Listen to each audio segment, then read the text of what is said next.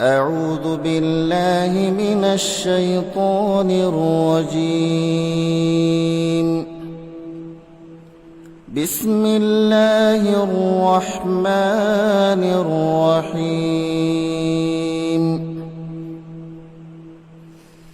آمن الرسول بما أنزل إليه من ربه والمؤمنون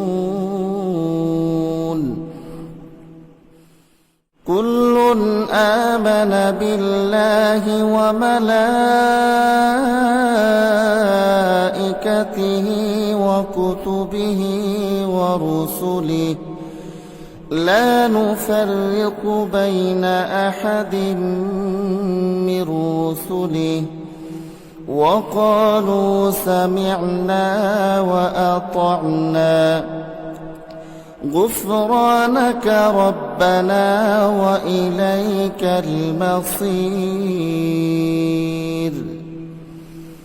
لا يكلف الله نفسا إلا وسعها لها ما كسبت وعليها ما اكتسبت ربنا لا تؤاخذنا إن نسينا أو أخطأنا ربنا ولا تحمل علينا إصرا كما حملته على الذين من قبلنا ربنا ولا تحملنا ما لا طاقة لنا به واعف عنا واغفر لنا وارحمنا أنت مولانا فانصرنا على القوم الكافرين.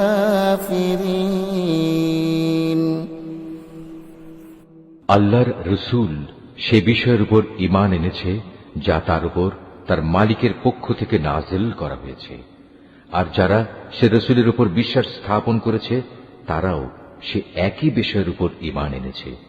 এরা সবাই ঈমান এনেছে আল্লাহর উপর, তার ফেরেশতাদের উপর, তার কিতাব সমূহের উপর, তার রসুলদের উপর। তারা বলে, আমরা তার পাঠানো নবী রসুলদের কারো মাঝে কোন রকম পার্থক্য করি না। আর তারা বলে, আমরা তো আল্লাহর নির্দেশ শুনেছি এবং তা মেনেও নিয়েছি। হে আমাদের মালিক, আমরা তোমার ক্ষমা চাই এবং আমরা জানি আমাদের একদিন তোমার কাছেই ফিরে যেতে হবে।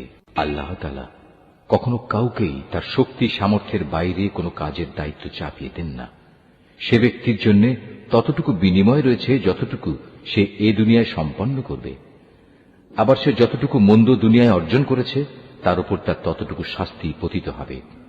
অতএব হে মোমেন ব্যক্তিরা, তোমরা এই বলে দোয়া করো, হে আমাদের মালিক, যদি আমরা কিছু ভুলে যাই, কোথাও যদি আমরা কোনো ভুল করে বসি, তার জন্য তুমি আমাদের পাকড়াও করো না। হে আমাদের মালিক, আমাদের পূর্ববর্তী জাতিদের উপর যে ধরনের বোঝা তুমি চাপিয়েছিলে তা আমাদের উপর চাপিও না। হে আমাদের মালিক, যে বোঝা বইবার সামর্থ্য আমাদের নেই তা তুমি আমাদের উপর চাপিয়ে দিও না। তুমি আমাদের উপর মেহেরবানি করো, তুমি আমাদের মাফ করে দাও, আমাদের উপর তুমি দয়া করো। তুমি আমাদের একমাত্র আশ্রয়দাতা বন্ধু। অতএব কাফেরদের মোকাবেলায় তুমি আমাদের সাহায্য করো।